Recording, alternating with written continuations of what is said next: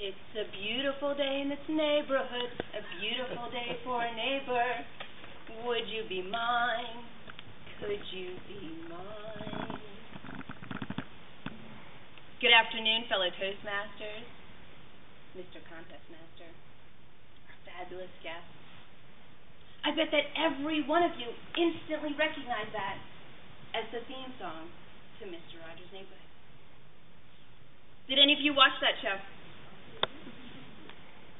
I watched it every Monday through Friday of my early childhood years. All of my older brothers would go off to school. I'd get a bowl of cereal, turn on Mr. Rogers, and start my day. Every episode had the same basic format for the entire 30 years that it was on the air. Mr. Rogers would start by singing his opening theme song. He'd go over to his hall closet where he'd take off his jacket and put on his sweater, take off his outside shoes and put on his inside shoes. He would sit down on his bench and introduce us to the theme for the day. It could be just about anything: a healthy fruit or vegetable, a musical instrument, or sometimes it was an ugly emotion: anger, frustration, sadness. He would often take us on a tour of someplace that was fun and interesting. Or instead, he might bring in a guest who would share something fun and interesting. We always paid a visit to the neighborhood of Make-Believe, which was a puppet show. And the puppets would have some sort of dilemma that revolved around the day's theme. Mr. Rogers would finish off each show by singing his closing theme song while changing back into his jacket and his outside shoes, and then bidding us, his television neighbors, goodbye. It was unlike any other show out there. At that time when I was a child, some of our other choices included Sesame Street, The Electric Company, and Captain Kangaroo. Those shows always had bright flashing lights, loud booming music, and quick changing settings.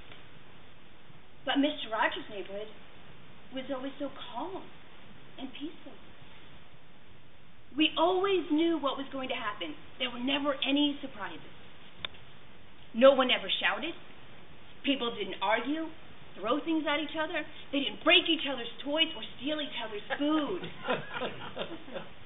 Some people thought that it was boring, but I loved it. About 5 years ago, I listened to an audiobook that was both written and narrated by Fred Rogers. In his book, he shared a public service announcement that he had created for his young audience shortly after 9/11.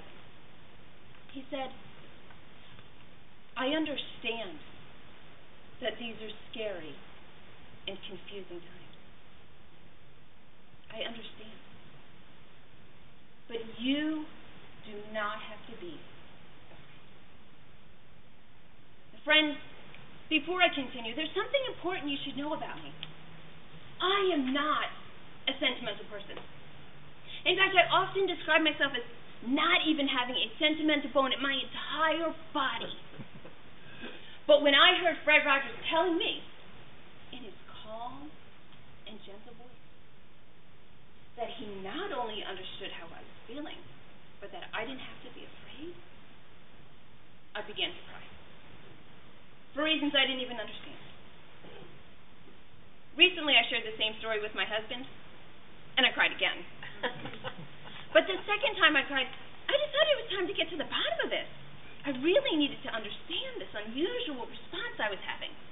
So I gave it a great deal of thought. And this is what I learned about myself, what I discovered. Like many people, I grew up in a tumultuous home.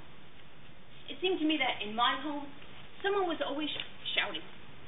People argued, they threw things at each other, they broke each other's toys, and even stole each other's food. But every Monday through Friday of my early childhood years, I got to spend a half hour in a sanctuary of peace with Fred Rogers. I thought about how he made me feel safe and understood.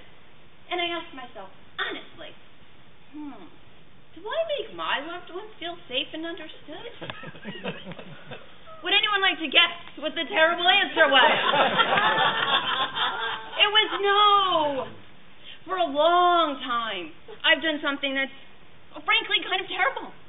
When a loved one would come to me and say, I'm sad, I'm angry, I've had a bad day, I would tell them how they should be doing things differently. I would give them unsolicited advice and useless words of wisdom. When most of the time, all that they really need to hear, all that any of us need to hear most of the time is simply, I understand. I understand. So I have decided that from now on, that's precisely what I'm going to tell my loved ones.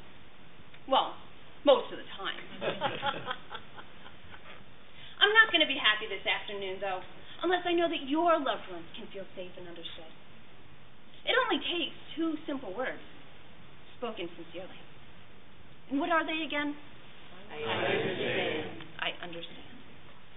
A few moments ago, I asked all of you if you had watched Mr. Rogers' Neighborhood.